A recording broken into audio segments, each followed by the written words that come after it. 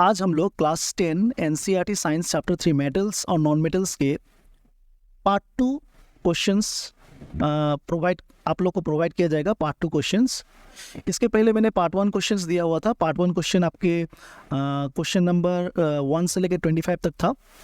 25 questions मैंने दिए हुए थे।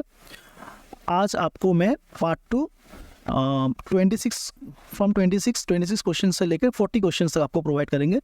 ये क्वेश्चंस आपके metals and non metals chapter के इनसाइड क्वेश्चंस है, तो आप लोग इसको नोट डाउन कर लीजिए, मेमोराइज कीजिए, अपने फ्रेंड्स को शेयर कीजिए और ये क्वेश्चंस आप लोग के लिए बहुत इंपॉर्टेंट हो सकते हैं।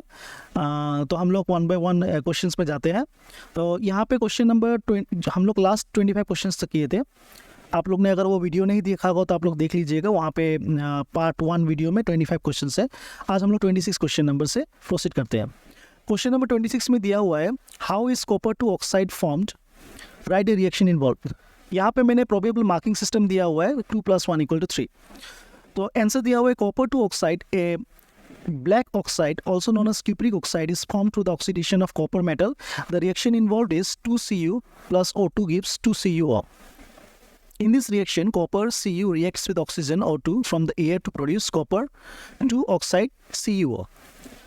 उसके बाद हम लोग नेक्स्ट क्वेश्चन में जाते हैं, क्वेश्चन नंबर 27। क्वेश्चन नंबर 27 का क्वेश्चन है, डिफाइन एनोडाइजिंग।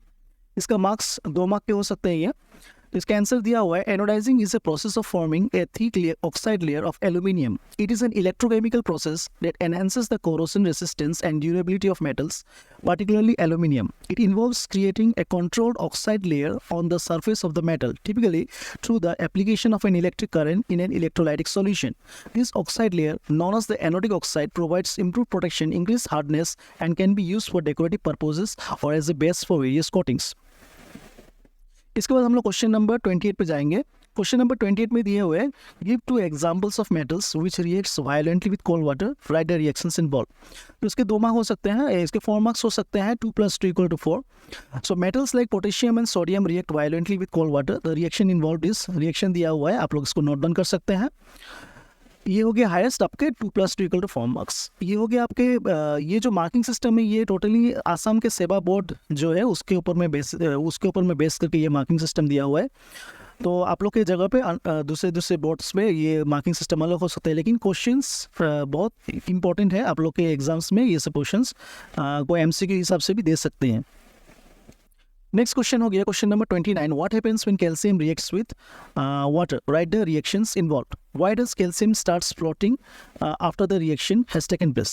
इसके आगे हम लोग ने क्वेश्चंस को नोट डाउन कर लिया, उसके बाद आप लोग वीडियो पोस्ट करके क्वेश्चन नोट डाउन कर लीजिएगा।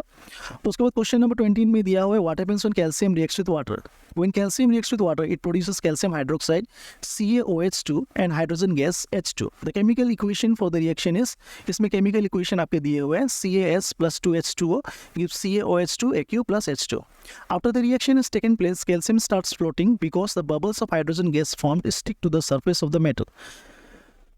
इसके बाद हम लोग नेक्स्ट क्वेश्चन में, ये क्वेश्चन जो है आपके 1 + 1 + 1 = 3 मार्क्स के हो सकते हैं। इसके बाद हम लोग नेक्स्ट क्वेश्चन में जाएंगे, question number 30।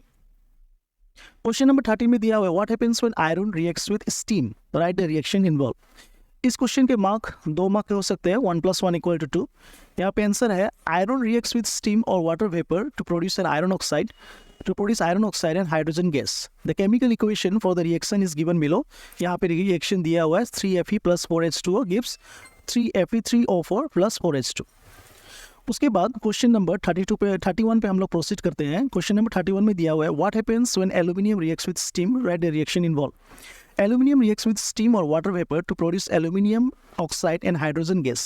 The chemical equation for the reaction is given below. 2Al + 3H2O gives Al2O3 + 3H2. उसके बाद हम लोग नेक्स्ट क्वेश्चन में जाते हैं, question number 32। Give 2 examples of metals which do not react with water at all. ये 1 mark के आ सकते हैं। तो यहाँ पे आंसर्स है, metals such as silver and gold do not react with water at all. उसके बाद हम लोग नेक्स्ट क्वेश्चन में जाते हैं, write a short note on aqua regia. यहाँ पे शॉर्ट नोट दिया हुआ है एक्वारेजिया का। Aqua regia, Latin for royal water, is a freshly prepared mixture of concentrated hydrochloric acid and concentrated nitric acid in the ratio 3:1. It can dissolve gold even though neither of these acids can do so alone. Aquaregia is a highly corrosive fuming liquid. It is one of the few reagents that is able to dissolve gold and platinum. उसके बाद next question दिया हुआ है, arrange the metals given below in order of decreasing chemical reactivity. Zinc Mg, Zn Mg, Cu Fe, Pb Au। Zn का मतलब zinc हो गया, Mg का मतलब मैग्नीशियम हो गया, Cu copper, Fe stands for iron and Pb lead हो गया, Au गोल्ड। यहाँ पे देखो, यहाँ पे तुम लोग को आप लोग को बोला गया है कि यहाँ पे आप लोग को मेटल्स को डिक्रीजिंग केमिकल रिएक्टिविटी में अरेंज करना है। मतलब कौन सा मेटल ज़्यादा रिएक्टिविटी उसके बाद डिक्रीज हो के आएगा। तो magnesium is more reactive than Zn is more reactive than Fe is more reactive than Pb is more reactive than Cu is more reactive than Au। तो यहाँ पे मैंने मार्क्स इसका अलॉट नहीं किया हुआ है, लेकिन ये मार्क्स शायद मैं भूल गया, या ये मार्क्स आपके हाईएस्ट 2 मार्क के आ सकते हैं। उसके बाद आप हम लोग नेक्स्ट क्वेश्चन में जा सकते हैं। क्वेश्चन नंबर 35 यहाँ पे दिया हुआ, write two properties of ionic compounds. ये 2 मार्क्स के हो सकते हैं।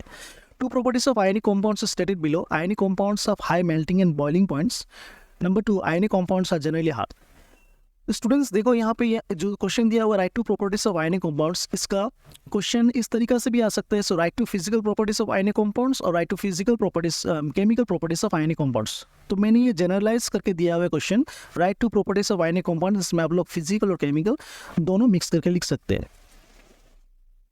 उसके बाद हम लोग नेक्स्ट क्वेश्चन में जाएंगे, give an example of ore of mercury. यहाँ पे cinnabar HgS is an ore of mercury.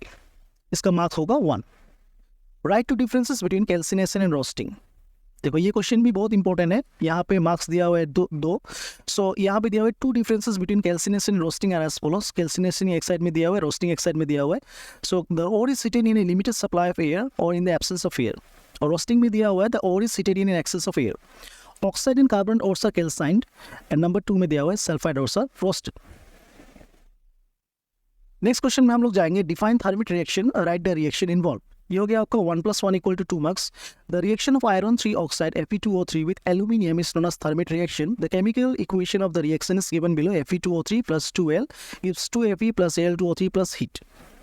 इसका मार्क्स हो सकता है आपका 1 + 1 = 2। सॉरी। नेक्स्ट आपका क्वेश्चन नंबर 39 आपका आ गया, the earth crust is a major source of metals. तो स्टूडेंट्स देखो, इसको मैंने फिल इन द ब्लैंक्स के हिसाब से दिए हुए। अर्थ क्रस्ट को फिल इन द ब्लैंक्स के हिसाब से ये क्वेश्चन आ सकते हैं। इसका होगा 1 मार्क। नेक्स्ट क्वेश्चन नंबर 40 है, the chemical formula for sodium chloride is NaCl।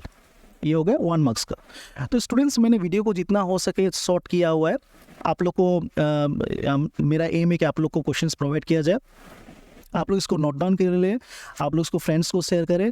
जो लोग नए व्यूवर्स हैं, जो लोग मेरे चैनल को देख रहे हैं, अगर आप लोग स्टूडेंट हैं तो आप लोग सब्सक्राइब कीजिए। मैं कोशिश कर रहा हूँ कि आप लोग को मैं हेल्प कर सकूँ, और आप लोग जितना हो सके ये चैनल को और इसको आप लोग अपने फ्रेंड्स में शेयर कीजिए। और वीडियो में हो सकता है जितना हो सकता है शॉर्ट करने की कोशिश करूँगा, ताकि आप लोग बोर ना हो, आप लोग क्वेश्चंस को लिख सके, फटाफट नोट डाउन कर सके। और इसके पहले मैंने पार्ट 1 वीडियो दिया हुआ था। पार्ट 1 में मैंने क्वेश्चन नंबर 1 से लेकर 25 दिया हुआ था मेटल्स एंड नॉन मेटल्स के। फिर इस बार मैंने पार्ट 2 वीडियो बनाया, जो कि क्वेश्चन नंबर 26 से 40 क्वेश्चंस आप लोग को प्रोवाइड किए हैं। इसके बाद मैं पार्ट 3 भी बना सकता हूँ। आप लोग चैनल में बने रहे, चैनल के नोटिफिकेशंस को ऑन कर ले। आप लोग चैनल्स में रहेंगे तो आप लोग को जितने एजुकेशनल कॉन्टेंट्स है आप लोग को मिलेंगे, धीरे धीरे आप लोग को मिलेंगे। तो डियर स्टूडेंट्स, आज के लिए बस इतना ही। आप लोग बहुत ही जल्दी आप लोग के पास मैं एक नया एजुकेशनल कंटेंट लेकर आऊँगा। तो थैंक यू डियर स्टूडेंट्स, आप लोग इसको नोट डाउन कर ले। Thank you very much.